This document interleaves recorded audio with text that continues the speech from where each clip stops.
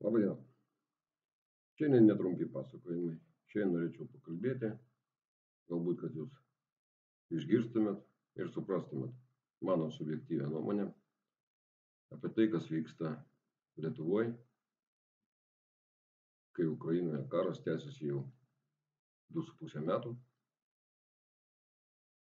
Ir kaip pas mus visoje Europoje galvoja, kad tai karas yra Ukrainoje, bet mano subjektyvia nuomonė, tai karas ne Ukrainoje, tai karas Europoje. Tiesiog kol kas karo veiksmai vyksta Ukrainos teritorijoje ir dabar jau Rusijoje, kas mane labai džiugina. Apie ką norėčiau paskalbėti? Apie mūsų valdžią, apie vadovus. Nemėgstu vadinti valdančiųjų, nes asmeniškai manęs nieks nevaldo. Aš pats pasirenku tokį kelią, kokį aš turiu. Ne visą laiką gaunasi, bet jeigu kažkas nesigauna, tai tik mano kaltė. Tai aš nevadinčiau mūsų vadovų valdančiaisiais, nes nė velnio jie nevaldo.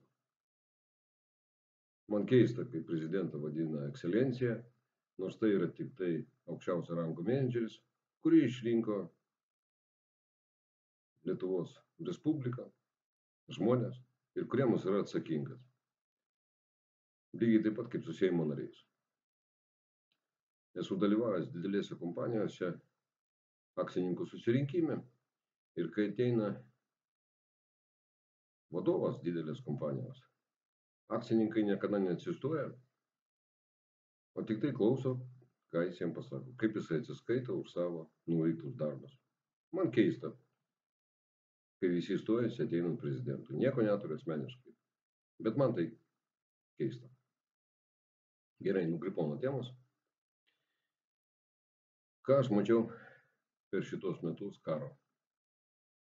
Kad visos politinės jėgos traukia kaldrą ant savęs, bando iš karo pasidaryti savo kažkokius tai dividendus. Vieni šaukia už taiką, kad reikia tarti su Putinu, kad reikia nutraukti karą. Čia naujai atsiradusi taikos balandėliai. Kiti bando iš karo susikrauti savo dividendus, ale jie palaiko Ukrainą. Nors strateginių veiksmų tam nesiima jokių. Ir pradėsiu galbūt nuo visų daužomų konservatorių. Noriu priminti, aš rinkimuose nedalyvauju, tai čia nėra politinė reklama. Pradėsiu nuo daužomų konservatorių. Galbūt tai vienintelė partija, kuri dar išlaikė kažkokį tai stiprų stuburą savo veiksmuose, dėka ne partijos nario Ingridos Šimonytės. Bet ta partija turi didžiulių sisteminių problemų, kurį ją sužlugdo ir sužlugdys, aš manau, galutinai. Korupcinė apraiška šitoj partijai yra labai didelė. Kai man sakoma, aš nenoriu minėti pavardžių, minėsiu galbūt tik pareigas.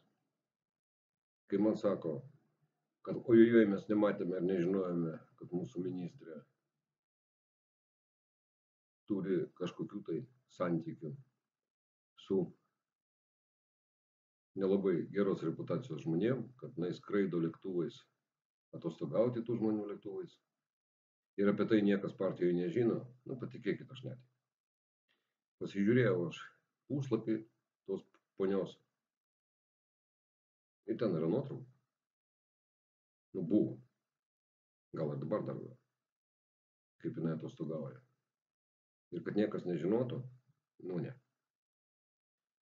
Tai, kad partijoje niekas nereagavo, asmeniškai man skauda. Nesu konservatorius, patikėkit. Tai, kad buvo pakeistas krašto apsaugos ministras, vienos kitų, liekant pusei metų iki rinkimų, tai yra vidinė kažkokia partijos žaidimo dalis, nes per pusę metų krašto apsaugos sistemą aš ten dirbęs. Žinau, kad pakeisti nieko neįmanoma, planai kaip juda, taip ir juda. Prekės užsakytos, apmokymai vyksta pagal planą.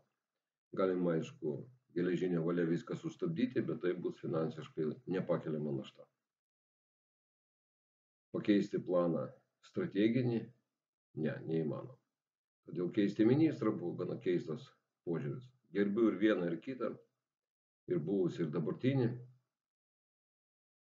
bet tikrai šito žingsnio daryti nereikėjo. Kokie pas juos vidiniai nesutarimai šitų dviejų žmonių ir partijos viduje tų grupuočių, aš nežinau, sąžiningai man nelabai įdomu, nes mane domina rezultatas, o rezultato per 2,5 metų krašto apsaugos sistemai, nors visi ir sako, kad kažkas tai keičiasi, aš nematau. Tokių tempų galima keisti absoliučios taikos metu, kai nėra priešo, kai tu kažką suplanuoji, padarai, nepasisekė, padarai dar kitaip. Savo laiku man teko dirbti krašto apsaugos sistemą, aš dalyvavau vienam iš ginklų pirkimų ir turiu prisipažinti, kad vieną iš ginklų, kurie tada mums visiems atrodė superinis, šitas karas parodė, kad jisai turi savo veiksmingumą, bet tikrai netokį, kokį mes iš jo tikėjomės. Todėl klaidas daro visi,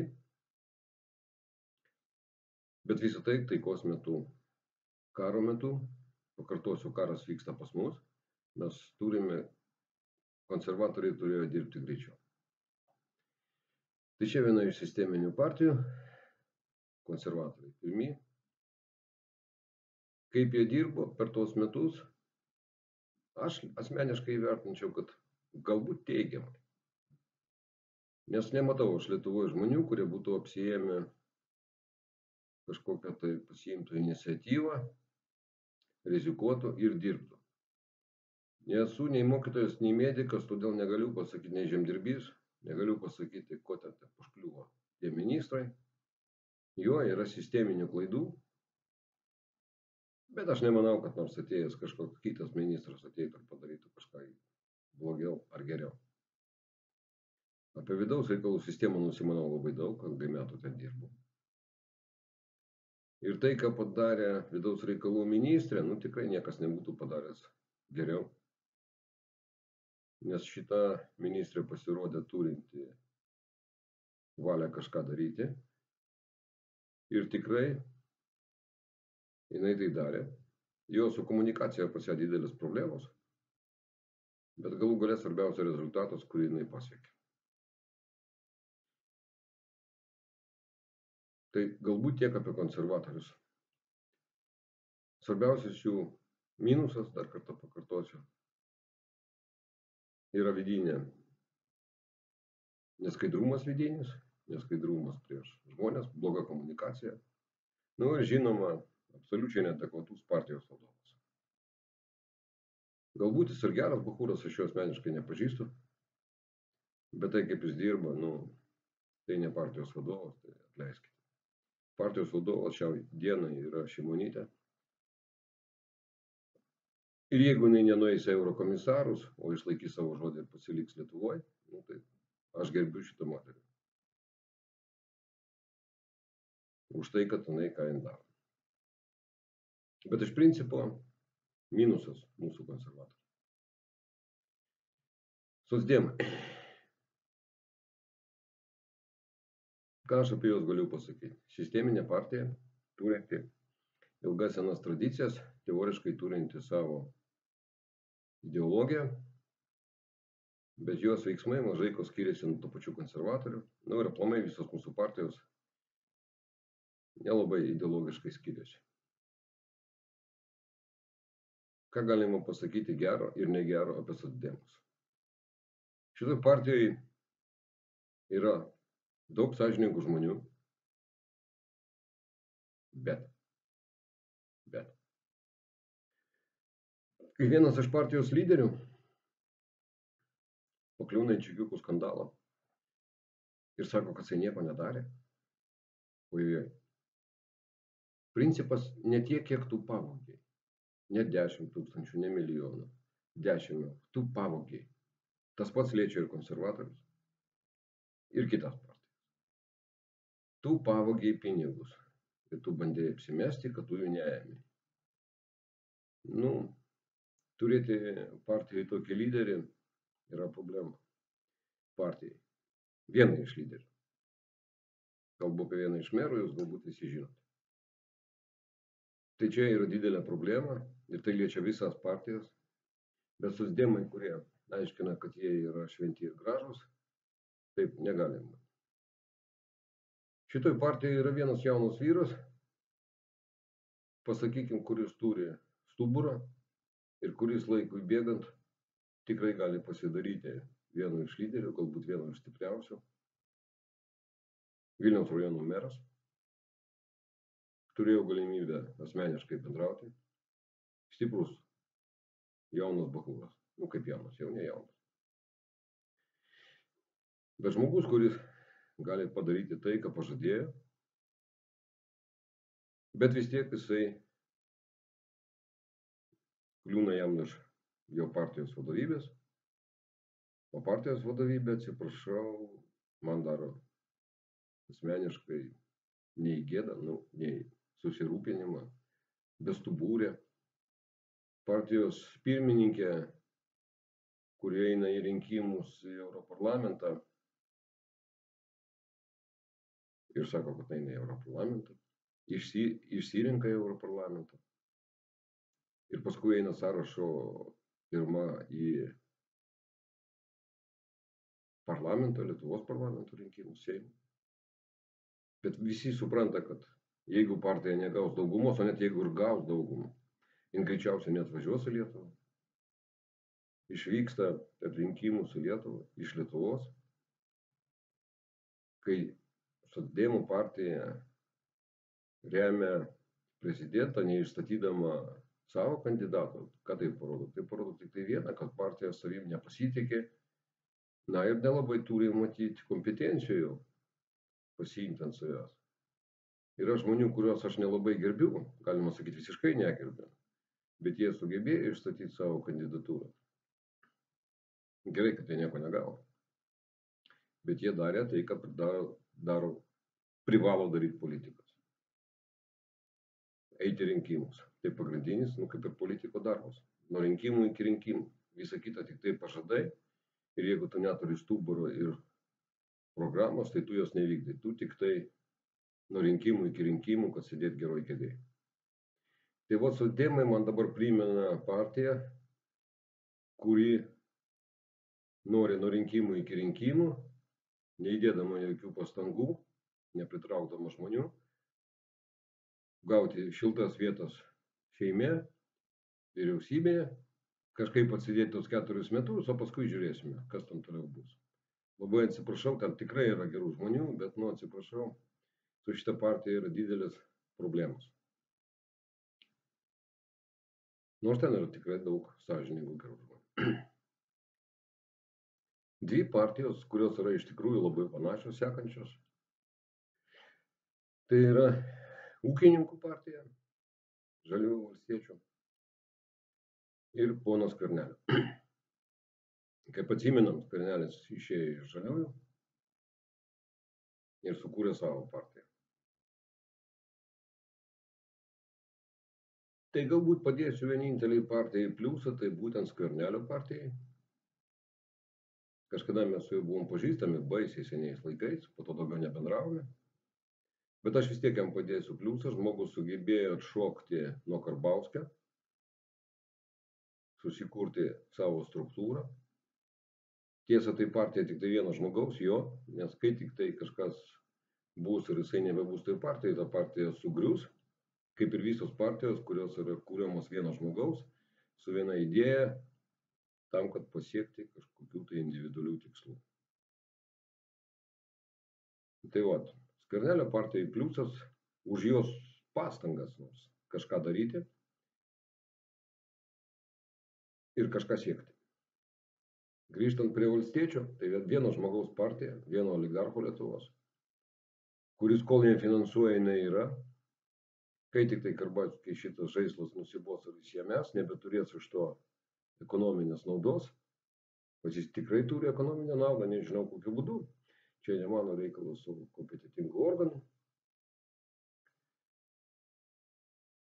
Kitaip šios nefinansuotų, nes kiekvienas verslininkas tai, ką finansuoja, tai yra įsiekia naudos.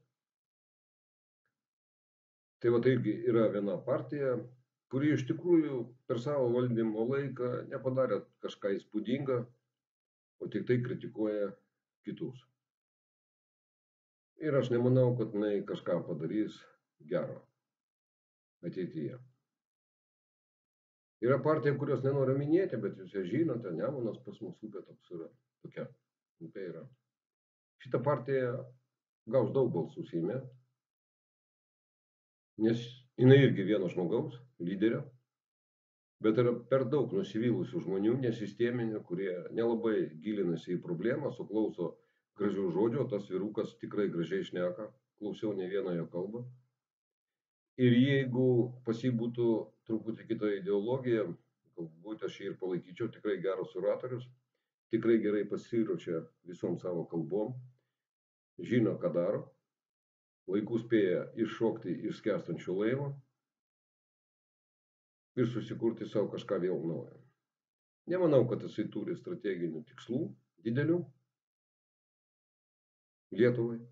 Jisai turi strateginius tikslus savo asmeniškai ir savo aplinkai. Ir šita partija tikrai turės kažką stipraus. Bet Lietuvai nuo to tikrai nebus gerai. Galiu pasakyti, kad Lietuvai bus blogai. Kas pas mus liko? Liberalai. Kažkada labai žavėjausi liberalais. Jie daug žadėjo, kažką darė. Bet po Masiulio skandalo, teismų, kai partija ilgą laiką nuo šitų žmonių neatsiribojo, kai partija nesuvokė, kad 100 000 eurų paliktų mašinai parodo tik tai, kad tas žmogus operavo daug didesniem sumom. Ir kai man aiškina, kad vėlgi partijoje niekas to nežinojo, atleiskite, aš netikiu. Liberalai, jūs žlugusi partija, kol jūs nesuprasite, ką jūs darote ir kokių veiksmų įmatės. Kai jūsų pirmininkė kalba, kad kažkas tai yra galbūt gerai, kažkas yra nelabai gerai, ne, jūs žlugė. Laisvės partija. Galbūt aš sutinku su jų nuostatom, kokius 20%. Bet tai vienintelė maža partija, kuri siekia savo tikslų, ne visada man priimtina. Ir juos bandė įgyvendinti. Perspektyvos tiesa jie turi nelabai nedaug. Bet kažkokią perspektyvą, jeigu jie toliau biškį apribos savo ambicijas laisvėje, sakykim taip, nes laisvė yra gerai. Kiekvienas žmogus yra laisvas, turi savo pasirinkimą. Bet bėda ta, kad kiekvienas žmogus prie laisvės turi dar ir pareigas. Tai vat, jeigu jie prie laisvės dar rašys savo pareigas, tai galbūt jie ir turės perspektyvą. Apie pono generolo Taikos Balandžio partiją aš net nenoriu šnekėti. Kažkas man kužda, kad jie yra parsidavę, galbūt naivus, kai kurį dalys tų žmonių. Ko siekia ponas, mano buvęs draugas, geras mano buvęs draugas, kuris man labai daug gyvenime padėjo, kuriam aš gyvenime daug padėjau. Bet tai buvęs draugas. Man atrodo, jis nori tiesiog būti išrinktas į Seimą, gauti savo Seimo algą, vaikščioti iškeltą nosim ir būti patenkintų savim. Kitų tikslų aš nematau. Aš labai tikiuosi, kad jisai neprasidavė Maskvai, labai tikiuosi. Bet ten tikrai yra žmonių, kurie prasideda. Nu ką, galbūt ir tiek. Galbūt tai buvo labai neišsami informacija. Tiesiog aš paskutiniu metu buvau susidūręs su kai kuriais žmonėmis iš visų šitų partijų, su jais kalbėjau ir aš suprantu, kad visiems jiems svarbu tik tai savo kėdė. Nei vienas iš jų nesugeba pasiūlyti kitom partijom, nei viena iš partijų nesugeba pasiūlyti kitom partijom, kad baikime kariauti vieni su kitais. Susėskime ir susitvarkykime taip, kad Lietuvai būtų geriau. Lietuvai. Ne konkrečiai man, Jonui, Petrui, Andriui, o Lietuvai. Jie tik tai vienas kitą kritikuoja, vienas ant kito pila pamazgas, nors patys yra tokie pat nešvarūs. Ten yra daug bailių, kurie galvoja tik apie save, kurie bijo tiesos. Ir kaip man būtų neskaudu pasakyti iš mano pažįstamų žmonių, aš supratau vieną dalyką iš tų politikų.